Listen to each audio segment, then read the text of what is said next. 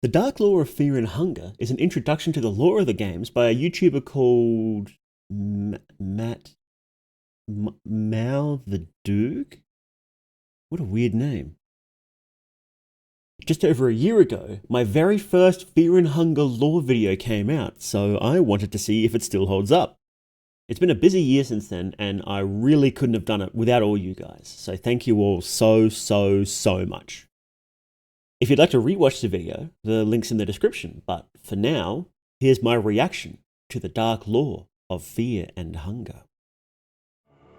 Okay, you should celebrate by sacrificing another body. I like this body though, it's good, I like it. Okay, so we're reacting to my very first Fear and Hunger video, which was 1 year ago, today or yesterday.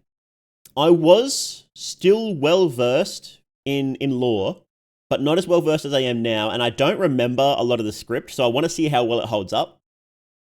And my I probably won't enjoy the editing very much. I'm probably going to complain about the editing quite a bit. But we'll see how we go. My editing's gotten a lot better, I think, in the last few months, even in the last few months alone.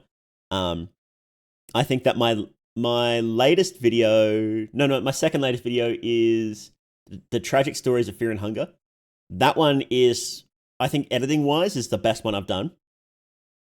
And my upcoming video is going to be as good, and then my the logic video is going to be like way better again.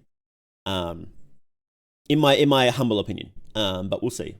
So I think I was not a very good editor when I made this one, but we'll see how we go.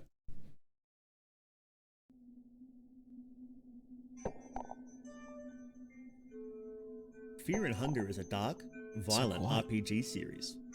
And when I say dark, I mean in every sense of the word. It implies and shows scenes of graphic violence, sexual violence, torture, suicide, nudity, child abuse, war, and mental trauma. But players who brave its harsh and unforgiving exterior... What quality is this? Hang on.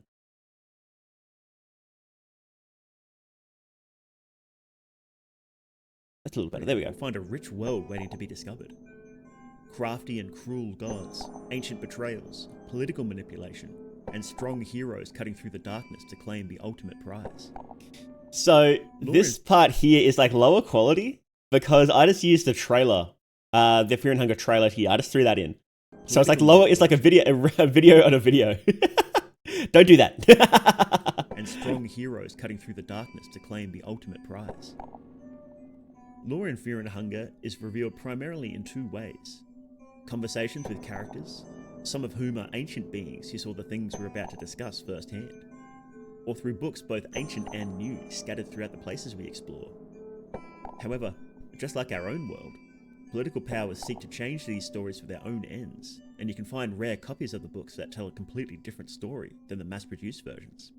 So in the world of Fear and Hunger, there are always two stories: what the majority believe, and what actually happened. There is a real joy in piecing together the story of the world, only to find a single book that completely changes everything. So I don't think so with script writing, there's sort of like multiple layers, right? There's like the whole flow of the script, and then there's like actual writing each specific sentences. I don't think my writing of specific sentences has changed that much. I think that if I were to rewrite the script, a lot of the actual sentences themselves would stay very similar. How you doing, Matthew?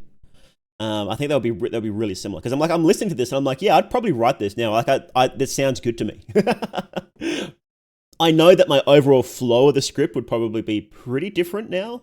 Maybe not as much as this one, but definitely my Sulfur and Ormia videos. I've rewatched a little bit of them, and I'm not happy with them at all. But I don't remember most of this one, so we'll see. I'll offer one final warning. If you're like me and enjoy putting the puzzle together yourself, stop watching now and go play the games. The games are definitely worth your time. They're terrifying and brutally punishing, but rich and rewarding for those who can face the trials. That's one of the issues with, this is general, but this is one of the issues with talking about Fear and Hunger, because it's one of those games that the whole point is to explore it for yourself and then die a lot and lose a lot. That's the whole point of the game. So doing these lore videos is sort of, it is tough to do because, well, I like making money, But I like talking about it and I like doing these videos and explaining it all. But I also I also don't want to take that feeling away from people, which is why I've always said in these early videos, I always say that, you know, you should go play. You 100% should go play this before you watch this. Like, you need to go play this game before you watch it. Even if you only like get one end, even if you only get ending E, right, the worst ending, just go play it first, please. Please go do that. I sort of stopped saying that because I've realized now that anybody who wants to play it has already played it. And if I sincerely doubt that a single person stopped these videos and then went and played it before watching it. I really do doubt it. So I'm just like, okay, people are here to watch a video. They're not here to play a game. So that's why they came to me, right? If they wanted to play the game, they would be playing it. So that's why I've sort of said, well, there's no point in having it in the video if it's not going to change anything. So, yeah. Being happy with old work shows growth. Yeah. Let's get into it. Oh, did you see this? Did you see this? How one side, you've got this here, right? You can see one side of the border, but on this side, you can't see the other side. That's because this is footage from a stream. And I had you can see my TV on the side here. I was cutting up part of the game with my TV. So I couldn't use that footage. And I didn't want to go and re-record it for some reason. So I just used that. Oh man. Now I've changed it so that if I've rearranged I've rescaled all my stuff now so that if I do really want to use footage from a stream, which I prefer not to, I will always re-record if I can. It's only if I absolutely can't for whatever reason that I use footage from a stream now. But I've changed it so that the overlay doesn't take over the game, so I don't have to do this anymore. So sometimes I do stop. I don't watch a lot of Nightmare videos till I watch the subject. Oh, that's a good point. Yeah. Feeling old yet? Yeah. I honestly can't believe this was a year ago. It doesn't feel that long. It doesn't feel that long, that's for sure. But then again, it doesn't feel that long since I started playing these games. I remember when I specifically started streaming these games. I remember very clearly when I did it. I was house sitting at the time, and I had a different setup. For everyone else, let's get into it. The music is too loud. About the law of fear and hunger, there's only one place to start: with the gods. There are three kinds of beings known as gods: the old gods, the new gods, and the ascended gods. This is slowed down for some reason. The text in Fear and Hunger is actually really quick by default, as I've noticed recently. Because I've been doing a lot of... Because you know how in some of my videos I've got sections where I have people read out like letters and what have you. I've been editing a lot of that, and the text is actually really fast. So this is slowed down for some reason. I don't know why. And yeah, the music is so loud compared to the voice. The audio is a big issue. I've fixed that right up. It got to the stage where in the first version of my Tragic Stories video, I had very little audio. I was aiming to cut out like background music entirely. You do need some. Like you do need, it does feel weird without it. So yeah, it's you do need some, but I have it very quiet now. What I'll do is I'll have the audio spike up and then drop right down. And I think I did that here, but it was still way too loud. Still way too loud. Crank up the volume, Matt. I don't think you're going to flag your... This is as loud as I can possibly go. I actually have to add a filter to make it louder. For the... In OBS. I'm going to do that right now, actually. I'm going to actually... Where is it? Where is it? How do I add that, actually? Gain, here we go. I'm literally going to have to add a gain filter here because it's so quiet. Okay, let's see. Is this loud enough? Hey, Alexander. No. The weather made my internet keep dropping out, so I only streamed for like 5 minutes before it was just unusable, utterly unusable. And I couldn't do a second stream to make up for it because the weather was literally been raining all week until just this morning. So one place to start: with the gods. There are three kinds of beings This known is as so gods. quiet. Hang on. The old gods, the new gods, and the ascended Wait, no, gods. I can't hear the changes. Is this Their loud power enough? and influence You vary guys have to let me know, I wildly, think. but all of them are detached and aloof from humanity. For everyone else, let's get into it. Louder? We'll go a little louder. When talking about the law of fear and hunger, there's only one place to start, with the gods. There are three kinds of beings known as gods. The old gods, Okay, the how new about this? gods, and the ascended gods. Their power and influence vary wildly, but Yeah, all for of them being are a proper- detached Yeah, and thanks aloof for from corrections. We humanity. appreciate it. Many humans even doubt they exist at all. When is the law video about why everyone's stingers are out? What happened to all the pants? Well, unfortunately, there aren't as many stingers in Termina. I'm really disappointed about that. I think Miro was getting a little annoyed by how many people were asking about that. Why there were so few dicks in Termina. Because his answers kept getting shorter and shorter when people kept pinging him about it in the Discord like last year. Thank God nothing horrible happened to you. It was just it was unfortunate, but that's how it is when you're out in the sticks. Okay. With the gods. There are three kinds of beings known as gods. The old gods, Nasa, how you the doing? new gods, and the ascended gods. Their power and influence vary wildly, but all of them are detached and aloof from humanity. Many humans even doubt they exist at all, but their influence is clear to those who know where to look. I also don't do this where I have text on screen that has nothing to do with what I'm saying. It is relevant, but it's not what's being read out because it's very mentally confusing because you'll try to read what's here, but then the voice is saying something different and your brain gets jumbled up and you can't understand either what's happening.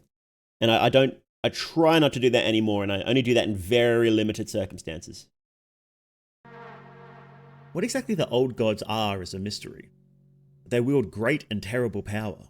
By merely existing, they reshape the laws of reality. Hey, Saturn. And being in their presence can transform and distort the body and minds of mere humans.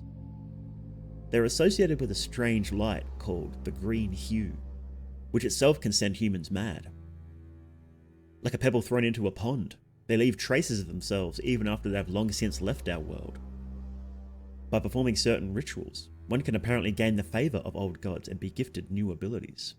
The first of the old gods we're introduced to are Sylvian, the god of creation, and Grogoroth, the god of death. The two form a pair. There cannot be destruction without creation, and there's no room for creation without destruction making space. Sylvian is said to have created humanity at the dawn of time and loved them dearly. In fact, being the goddess of love, her affection was too much for humans to handle, and there was a period of time when humanity fell into a craze of fleshly delights. A sea of naked people in the middle of coitus who would pulsate and waste their days. Coitus. I know that's a direct quote, but coitus is such a funny word. Oh, NASA, we're just rewatching my first lore video because it's been 1 year since it came out, so I thought we would do a reaction to it. Lore-wise, this is very simple. But I guess the point of this video wasn't to do any crazy theories or anything like that. It was just to give a brief overview of the lore in Fear and Hunger. And it's pretty simple. Nothing's been wrong so far. I don't know why I didn't talk about the green hue. I guess at the time I didn't really know much about the green hue, but now we understand it a bit better. At the time. Man, the lore the understanding of the lore has actually advanced quite a bit, even without any new content coming out. Like, we have a good idea of who Olmir's father is now. And I think you could have figured that out probably from just Fear and Hunger 1 lore. I honestly think you could. Like, I think you could probably figure out, the theory that Grogoroth was the sun god, you could probably develop just from Fear and Hunger 1 lore itself. But 2 does make that a lot easier, I think. So yeah, it's crazy how much that, not that, I guess I don't have an encyclopedic knowledge of who has developed what theories before, right? But from my understanding that these theories haven't really been popularized before, so. Happy lore anniversary. Yeah, it's happy lore anniversary. Skin Bible study. Yeah, we'll have a Skin Bible study session. I think what would be cool. You know how that there was that how basically the capstone of Bloodborne lore was that book. What did they call it? The Pale Blood Hunt, I think it was called, where somebody wrote a full book detailing the hidden Bloodborne lore. I think they would be sick to do something like that for Fear and Hunger. We're not there yet, though. We don't understand enough of the lore to be able to, because there's so many questions still left. Like, we don't know for sure who the sun god is. We don't know for sure what the deal between Sulfur and Ulmir is.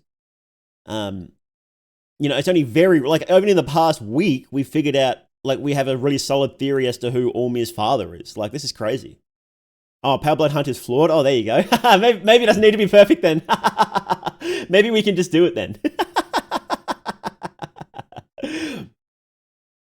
But what I want to do is, first I'll do a video about it. What I want to do is I want to eventually, when I've answered enough of the questions that I'm happy that I have a full understanding of the lore as much as we possibly can at the moment, like as much as possible, then I'm going to do a full video that is like the complete lore of Fear and Hunger, and it's going to be like a 2-hour long, just absolute monster of a video. And it's going to be everything, like everything. Maybe even longer than 2 hours, to be honest, because there's a lot. Every single question that we can possibly answer. I want a big list of questions, of lore questions, and I want to answer every single one is what I want to do. And it'll probably end up being wrong because Miro has written the lore in such a way that it's a big tangled labyrinth. Who's Ulmir's father? Is it little girl? No, Ulmir's father is probably Bethel. Or Bethel, the one who built the libraries. I won't go into it now, but yeah, it's probably Bethel. So anyway, let's keep watching. The power she blesses humans with can heal, grow magic flowers, and even merge two people together in what's called a Sylvian marriage. Sexual acts, such as masturbation or sex, on a Sylvian sigil will bring her favour. Grogoroth, on the other hand, was the exact opposite of Sylvian. The destruction he brings is widely feared, but it is of a pure kind. It is brought down on everyone equally. Everyone dies, everything ends, and everything decays.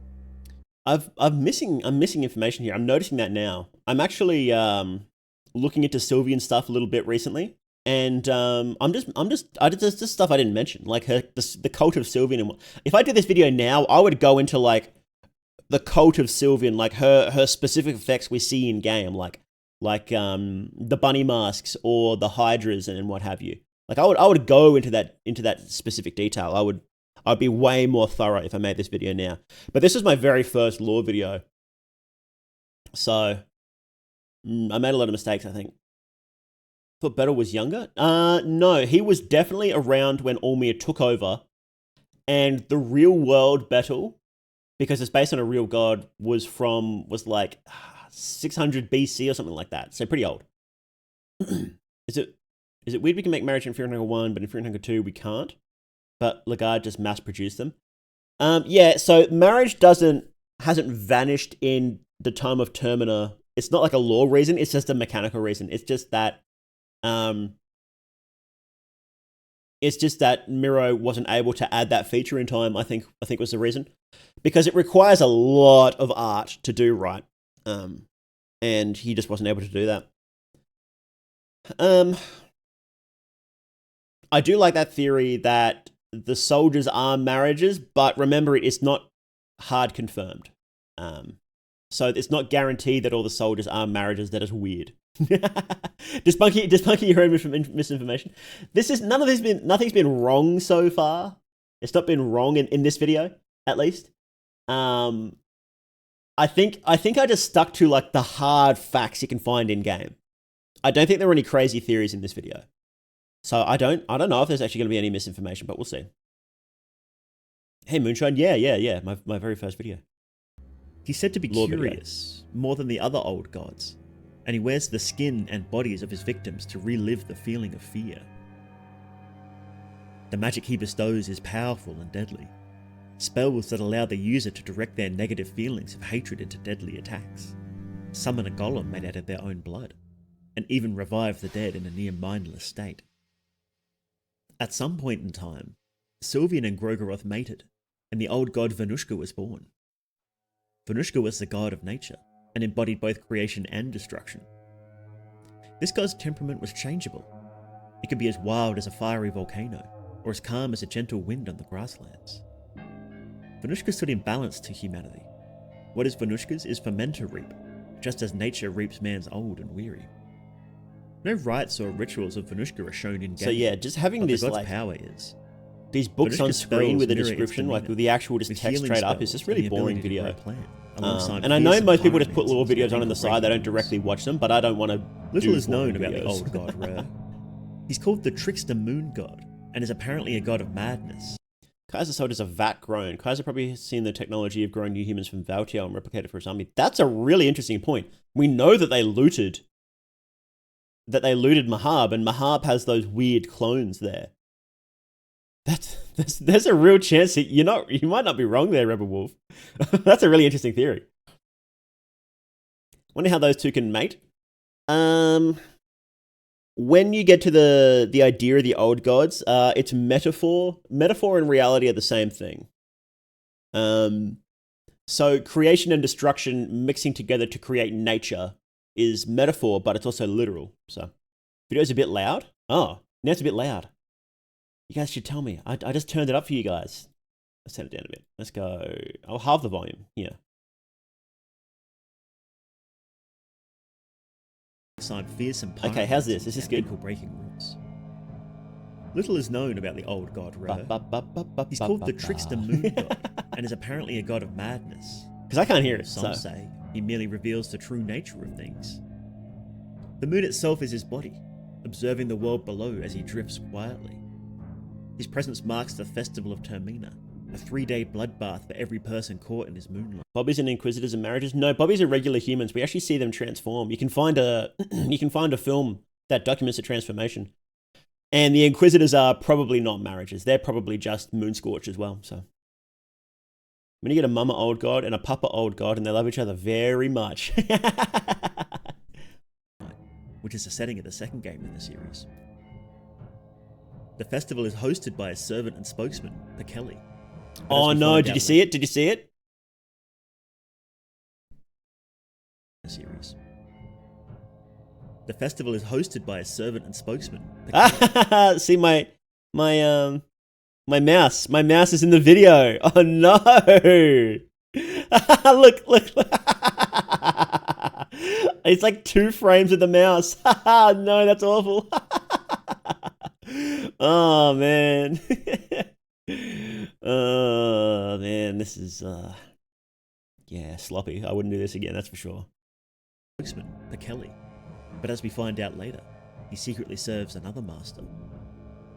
Pekeli reveals that Re has long since left the human world. And again? And despite having strong influence still, what was I all that doing? is left are his traces. At some point in early history, the old gods created humanity. Yeah, I use OBS. Sylvian asked another being called Vitruvia to design men and women, and Sylvian then went on to use these plans to make humanity real. Vitruvia is likely another old god, but information on them is very scarce. No New Gods podcast? Yeah, no, we were, because of my weather and some of us weren't feeling very well, we just didn't do a podcast today, unfortunately. So. Also, yeah, I say Vitruvia is likely an old god here, but it's more likely that Vitruvia was a new god, although we don't know for certain. Vitruvia might not even be a god. It might be something like Pocket Cat. So.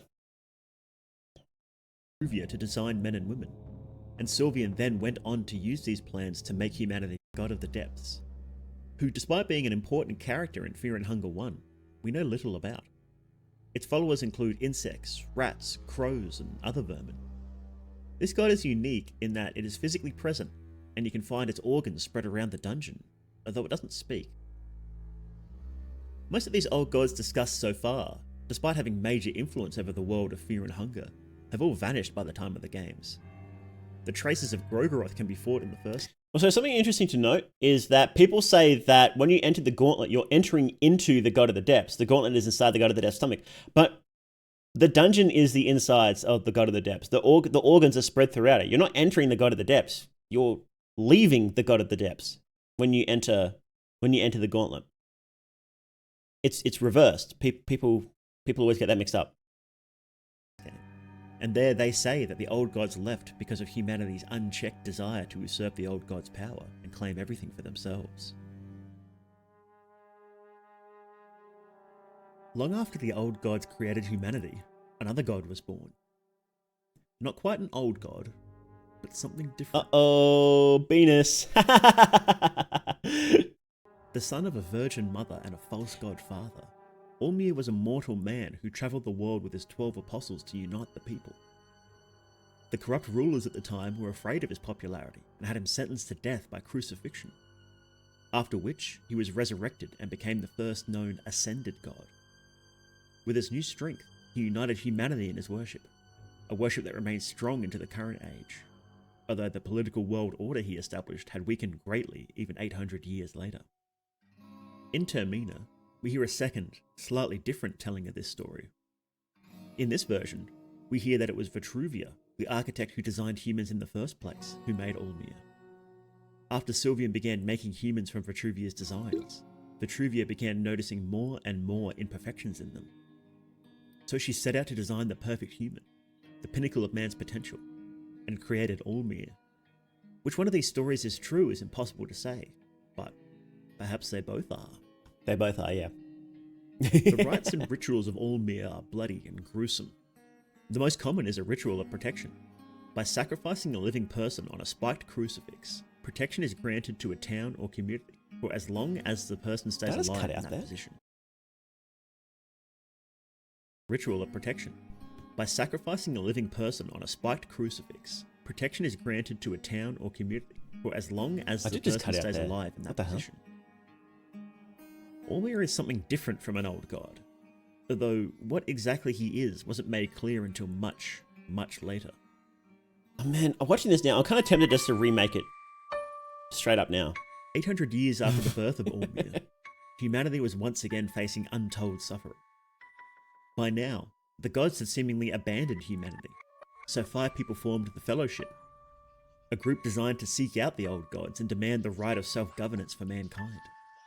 They were Francois, the Dominating, Nilvan, the Endless, Valtiel, the Enlightened, Shambara, the Tormented, and finally, a 5th forgotten. So I was just using like straight up images from the game there, which is why they scaled horribly. I don't do that anymore. I scale them up using this website now, so they look way better. Critical Law remastered when? Maybe sooner than later, to be honest, because yeah, this doesn't hold up. And if this is what people are finding when they look up Fear and Hunger Law, I do want to do a better video.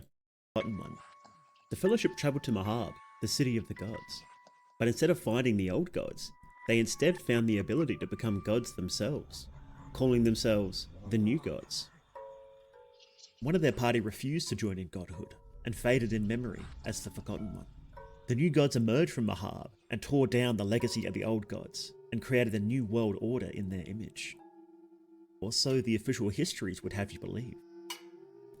In Fear and Hunger 1, we delve deep into the dungeon of Fear and Hunger, which we discover is the trail of the Fellowship and the path to Mahab. Blue Sin and Red Virtue are pair. We know that Red Virtue is one of 2 swords. Yes, they absolutely are. They are definitely a pair. Yep. The Fellowship, a nautical themed gay bar by the airport.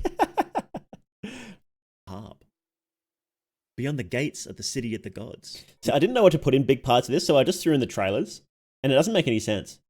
Like, I guess it's like kind of relevant to what's happening, but it's like I don't know. It doesn't look very good. Just throwing the trailer in there. So to be fair, I found Wormgirl lore video before your channel.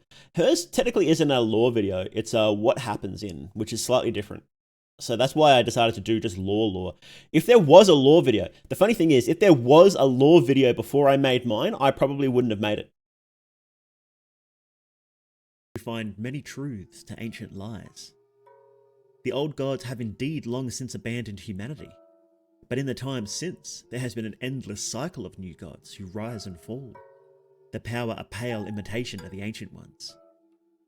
Any human who could face the trial and sit on the throne could ascend to godhood. But for what purpose? An endless series of would-be gods sit in the grand hall, waiting endlessly for nothing. I'm talking about stuff and not showing it on screen. I don't know why I did that. 800 years after the Fellowship became new gods, their power was fading. Humanity was suffering yet again, and one man was prophesied to unite all people under his banner and bring peace. Once again, the powers that be hated and feared him, and he was imprisoned in the dungeons of fear and hunger. This dungeon was the very same tomb that the Fellowship traversed on the path to godhood, and its horrors had only increased in the time since. 4 heroes entered to find the man imprisoned here, each for their own reasons. This man, Lagarde, was an unstoppable military commander, charismatic, and determined to ascend to godhood. I'm talking about 4 heroes entering the dungeon to find Lagarde. Where are the heroes? Who are the heroes? Who are they? Who's Lagarde? Like, what's it? Put him on screen. Oh man. Humanity. What exactly happened while the heroes were in the dungeon is lost to history. But at the end of everything, 2 gods were born. Lagarde, obsessed with his own prophecy, attempted to perfect the ritual to become a new god by embodying the aspects of each of his predecessors: domination, endlessness, enlightenment, and torment. Despite everything, however, the inherent process of becoming a new god was flawed, and he failed to become something greater than the others. After some time, Lagarde left the dungeon in a new form, as the new god known as the Yellow King. But what of the second?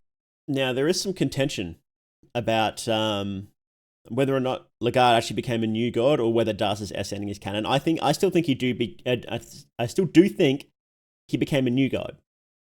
But it's weird because this could be the one case in the game where he actually did like leave and then come back to the dungeon. Well, he did leave and come back to the dungeon because he links back up with the new gods. So did Buckman escape the dungeon? I don't know if it's canon or not. We don't know. I hope he did.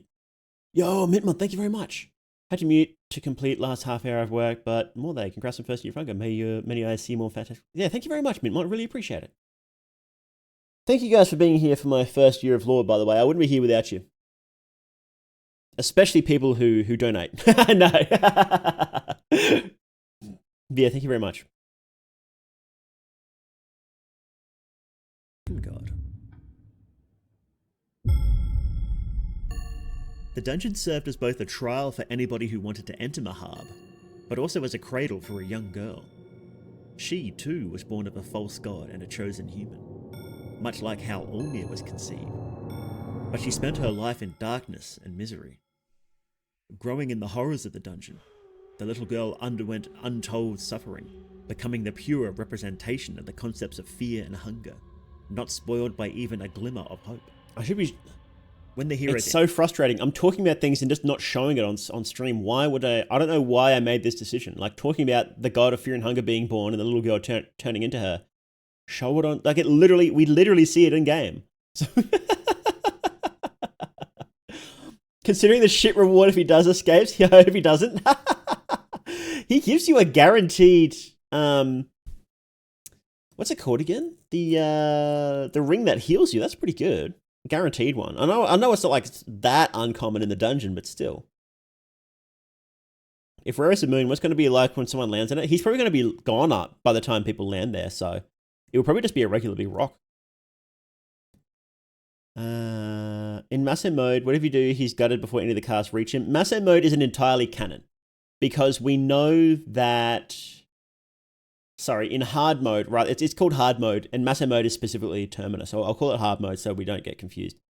In hard mode, you can't recruit anybody in the first game, but we know someone took the girl to the depths, so that had to happen, right? And somebody took Nashra down there as well, so that had to happen. So hard mode is not entirely canon. Gaunt Armor is much better. The Gaunt Armor is pretty good. Ring of Wraiths, that's it, yeah. Yeah, Gaunt Armor is pretty sick. Entered the dungeon, several things happened. The girl was rescued. the old god of the depths was slain, and the dark soul within the girl planted its roots and grew from the old god's death. With this, that being said, I need to do a full. I haven't yet done a full analysis of Pocket Cat's dialogue in both games, but I do have a theory on the back burner that he is the one that took the girl to the god of the depths. So maybe, who knows, right? Couldn't Nashra go there alone? I mean, Kahara, the girl, and the other three escaped. So the issue is that, and I'll keep this brief. But the issue is that Lagarde becoming a Darce's S ending isn't the only way that Lagarde could have become all fleshy and bloody. You can do that if you spend a lot of time in the Void, which we know Lagarde did. If he became a new god. And Lagarde directly references a conversation he has with Nashra. If you have both of them when you take Lagarde to the throne. Like, he talks specifically about chaos, which is what Nashra talks about. So I believe that the evidence most strongly points towards Lagarde becoming a new god. But, and the fact that he's, like, identical to his new god form. Like, how would that happen if he wasn't a new god, right? Like, just coincidentally, he just happens to cosplay as his new god form when he's not a new god. It just seems a bit odd. So, I think he is a new god, yeah. Do you get curious Nostradamus brought the girl to the depths? No, Nostradamus isn't interested. Nostradamus doesn't care. Everything in Termina is hinting that Kahara is the one that brought the girl and Nashra to the Altar of Darkness. There's no trace of Kahara in Termina. Technically, there's no trace of Darce either, so it could be either one. I think it is very likely that Darce, that Kahara did take the girl to the depths. I think that's very likely.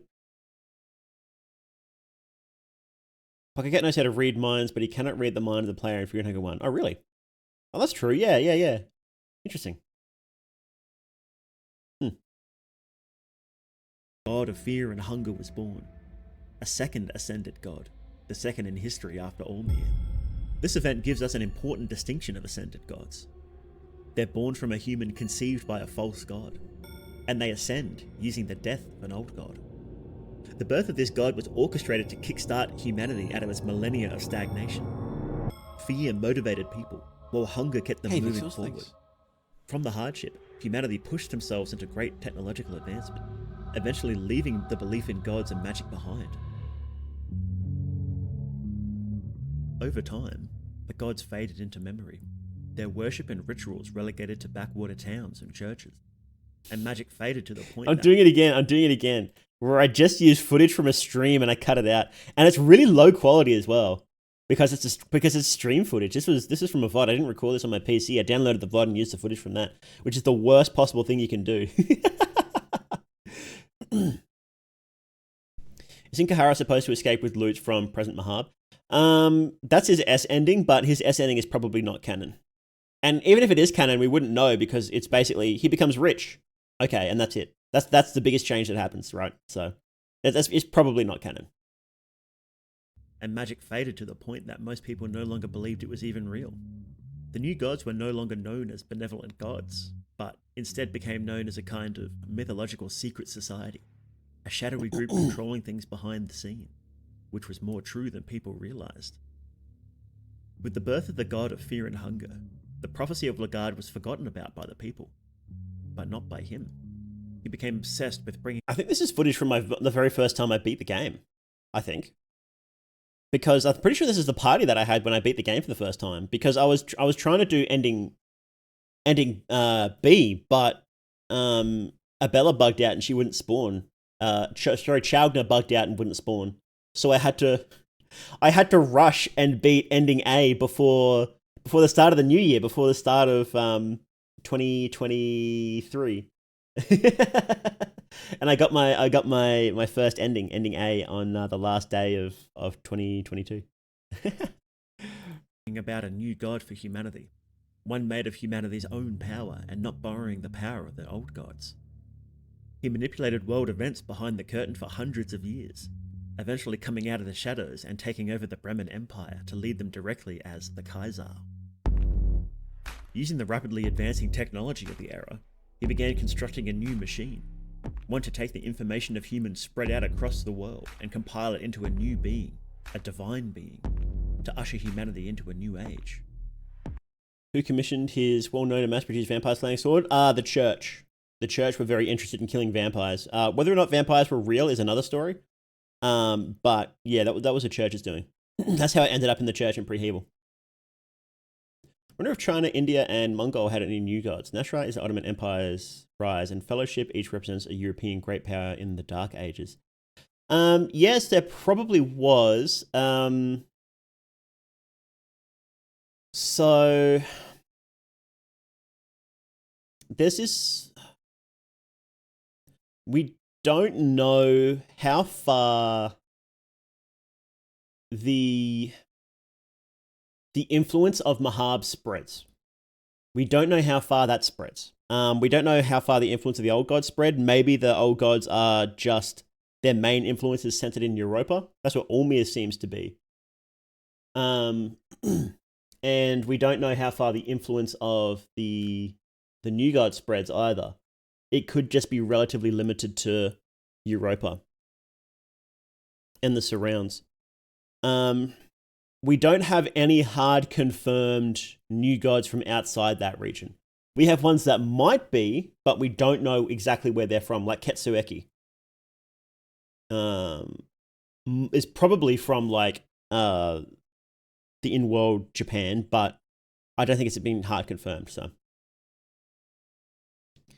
Cube of the Depths is from America. Yeah, you're right. Yeah, actually, you know what? They the old gods do have a lot of influence over the New World, over the Americas. But then they don't have much influence over Africa. Like, the people of Africa didn't even think they were real for the longest time. It's only relatively recently, in the grand scheme of things, that they started thinking that the old gods were actually powers that should be worshipped. They are ancestor worshippers instead. In Abyssonia.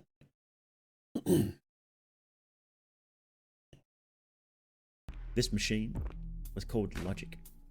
War broke out with the enemy of the Bremen Empire, the Eastern Union, before the Logic project could be completed. The Yellow King, as the Kaiser, expended all wartime effort to reclaim the land the Logic project was built on. The politically unimportant but ancient capital city of the country of Bohemia, called Pre-Hebel. The moment his armies recaptured the city, he called for a truce and set to work on Logic again. Why was Logic built in such an out-of-the-way place, and not in the heart of the Bremen Empire? No specific reasons are given, but Pre-Hebel held dark secrets of its own. The city was the site of ancient Rare worship, the trickster moon god who was thought to be one of the few old gods left. In fact, as the Logic project approached completion, the Festival of Termina started, marking the presence of Rare. As stated earlier, however, Rare was no longer with us, and his festival had been hijacked by Pekeli and his new master. Seemingly unbeknownst to all the major players, another secret god was writhing under the surface. Pekeli reveals to the contestant who faces him in Termina that he serves the hidden Sulphur god, a god of pain and suffering, whose cultists inflict the same on others. Elsewhere, we hear that during Ulmir's ascension to godhood, he cast off his hatred and evil into the sulphurous pits, suggesting that this dark god was created as the shadow of Ulmir himself. What sulphur wants, and where it fits in the hierarchy of gods, is a complete mystery.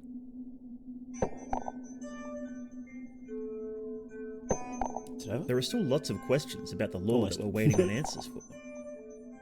We know that ascended gods require the death of an old god. So what god died so Ulmir could ascend? What is the Sulphur god? Where does it fit in the pantheon? And what does it want? What is Logic? And what is its relation to Rare? Is it just another set of shackles humanity has carved for itself? Or are they finally going to be free? The developer, Miro, is still actively updating Termina and adding new content, so we may get answers to some of these questions yet. The story of fear and hunger is one of humanity trying to push its boundaries, ascend to godhood, and take charge of its own destiny. What does it take for a man to become a god? Are we prepared to face the deepest suffering in order to ascend? And what if the cost is greater than we can possibly know?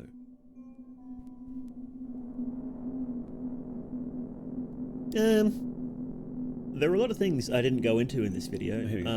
That's intentional. I wanted this one to serve as a short overview of the setting before we can dive into the really juicy stuff. And trust me, there's a lot going on when you get into it. So make sure to subscribe if you're interested in hearing more about the world of Fear and Hunger, and let me know if there's a specific topic you'd like covered next. Or just let me know what you thought about the video in general. Any feedback helps a lot. I also stream Mondays, Tuesdays, Wednesdays, so make sure and come say hi. Thank you again for watching. My name's More They Duke, and I hope to see you again soon. Monday, Tuesdays, Wednesdays. Mondays, Wednesdays, Fridays. I stream that much? I don't remember doing that. Dark Lore of Fear and Hunger is my favorite analog horror. We do need a Fear and Hunger analog horror at some point, don't we? We need someone should do that. I should do that. That'd be funny. That was okay. The editing was atrocious. Sorry, past Mao. That was that was pretty bad. Editing was bad. The script wasn't bad though. There were a lot of things I left out, but I was intending just to keep it really brief. And I say that right at the end, right? I say I was intending to keep it brief. But if I wrote it now, I would still go into a bit more information, like about the different cults of the gods, Sylvian marriages, hydras, black witches, that sort of stuff. So another scathing review from More They Duke. I am mean when it comes to reviews, aren't I? I don't think I've had an analog horror that we've watched that I've actually not been really mean to. In terms of the analog horror, would be the TV room in the old village or the TV in the moldy apartments. Oh, the Karen TV. Yeah, that would be good actually, wouldn't it?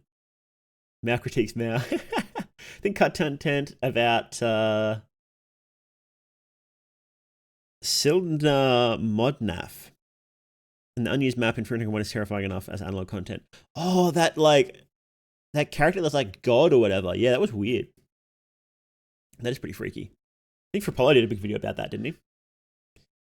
Yeah, but yeah, that video, script-wise, there was more information. Even as a brief overview, there's more I would go into. I think the way it flows is all right. I did it chronologically, basically. But there's still a little more I could go into, and I could probably smooth it out a bit if I rewrote it now. The actual like I said before, how there's sort of multiple levels of script, where it's like the total overall flow, but then there's also each line is how it's written, and I would probably write it in a very similar way, to be honest. I don't think that's changed much. Hey Ichika, yeah, thank you very much for coming in. Greetings from Japan. Wow. I'm always surprised when I hear that there's people from such varying places come in and watch the stream. Remember one time I was trying to find what locations you guys were from on a map. And I couldn't find any of them. JP VTuber. Oh, you want Ian VTuber friends? Well, we can be friends. If you have Twitter, add me on Twitter. Hang on, let me post my Twitter.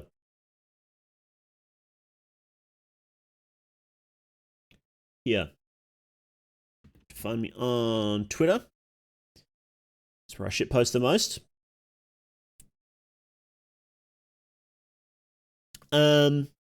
Yeah. Editing wise, atrocious, just utterly atrocious. Audio mixing was horrible. My voiceover wasn't as bad as I thought it would be. I had a lot of issues after that when making my Ulmir and Sulfur videos. Had a lot of issues with my speaking and my audio. So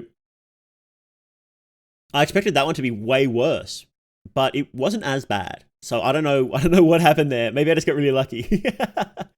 I'm really tempted to remake that video. But I think I might save it until I do my the complete lore of Fear and Hunger video, right? I might save it for that. Because I've got a lot of stuff I want to cover first. I want to talk about Pocket Cat, and I want to talk about Logic and what have you. So I think there's other questions I would rather answer first rather than retread old ground at the moment. So yeah. But yeah, what did you guys think? Has my content developed in the past year? I think it has. I think it's developed a lot. I think my Tragic Stories of Fear and Hunger video is the best editing I've done.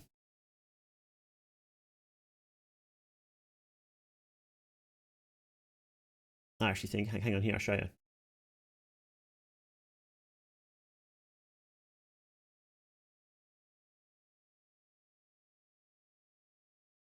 This one. Disturbed at the horrible things the torturer and priests were doing. The audio's way better in this one. I had to turn it down. Insisted that they be allowed to do as they please. As the darkness deep within the dungeon spread, he began seeing visions of crows in his nightmares, and eventually even in his waking hours, being haunted for months. Captain Rudimer, 5th of August.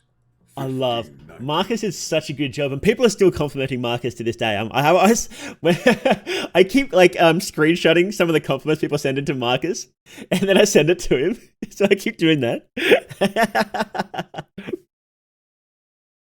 But this is what I was talking about when I said that I've been editing a lot of like letters and stuff like that. I've had feverish dreams. So like I'll pause it. Now.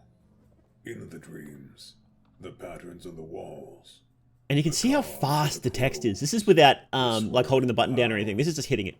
They haunt even my waking hours. Text is so fast. I fucked up the scaling here, didn't I? I need to fix the scaling up. Let me just write that down.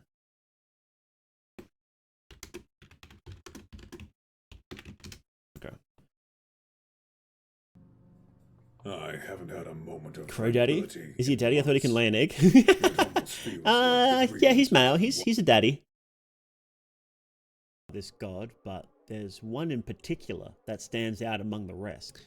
I really like doing behind a secret stuff like this. There he found the Baron standing dead in a swirling ritual circle, and Elise laying dead. It's not perfect, sacrifice, but I do like that style. I stole that shamelessly from a channel called Horses on YouTube. This is my favorite. Pits to be tormented. Not only was Dan's What a family, great frame. they went through the worst suffering imaginable. Now they seek to inflict. What a great frame. Yeah, I stole it shamelessly from a channel called Horses.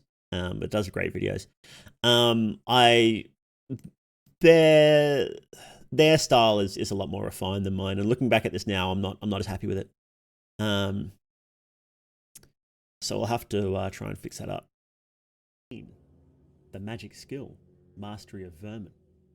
Just east of here, Female transcriber. Every monster was a human. Disasters that.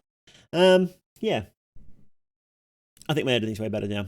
But yeah. Thank you for watching that with me, guys. It was fun going back and watching my very first lore video. I didn't think I knew I'd changed a lot, but I didn't think I'd changed that much. I'm glad I'm a lot better now. I'm very thankful for everybody who does like my videos. My videos and my streams. Thank you guys for being here. I really appreciate it. I quite literally wouldn't be here without you. I'd be doing something else. If people didn't like my content, I'd be somewhere else. So I'm glad I can make content you guys enjoy. Yeah, it's been a fun. Well, I guess I started streaming this right after the game came out. So what's that been? It's been like a year and a half at this point, basically. Just under a year and a half. It's been a fun year and a half. I think it's been a crazy year and a half. I can't imagine how Miro feels. Like Fear and Hunger 1 did alright, but then Terminator came out and it was doing alright, and then it just exploded. Like it just skyrocketed out of nowhere. Like I don't blame him for wanting to be a little bit of a recluse, like coming off of Discord. Like he must be getting just flooded, just utterly flooded with messages and stuff every day. So I don't really blame him for that. But yeah, it's been a wild year and a half, that's for sure. I'm going to thank Miro for making such a fantastic series, because they are pretty special games. Fear and Hunger. I think they are. I think they're once in a generation games, to be quite honest. And I think that getting on the games early before anybody else did was a stroke of luck. A stroke of divine luck that I have to thank God for, because that probably shouldn't have happened. But it did. When are you going to show us your unlisted Minecraft gameplay videos? I actually used to stream Minecraft. I don't think I have any of those VODs left though. Hang on. I might have clips on Twitch, because Twitch saves clips, I'm pretty sure. Here we go. This is from when I was playing Minecraft. Metal Grill, yeah. Man, my mic was so bad back Metal then. Grill, yeah.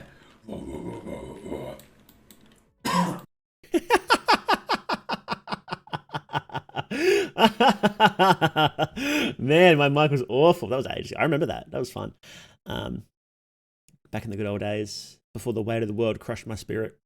You looked like a puppy back then. I was a dog boy. I was a Kimono Mimi dog boy. Raccoon is not the... No, I'm not a furry, okay? It's different. It's different. It's Japanese. It's Kimono Mimi. It's not a furry, okay? Comparison between your old and current avatar is so odd but funny. Yeah, so when I made my old avatar, I had a friend who made her own, and she was really good. And I didn't have a clear idea of what I wanted to be. This is even before HoloLive English, right? So even before them, I didn't have a clear idea of what I wanted to be. I just said, I'd make me a comfy dog boy. It's literally what I said to her, would make me a comfy dog boy. I don't know. It was fun, but I just wasn't really happy with it. And so then after I took my big break, when I came back, I'm like, I don't want to do this anymore. I want to do horror content, and I want to be creepy. And now look, here we go. If you like this video, please consider becoming a patron. Thank you all very much to the patrons who have already supported. Their names on screen now. If you become a patron, you get access to video previews, scripts, your name in the credits, and seeing main channel videos a week earlier than public.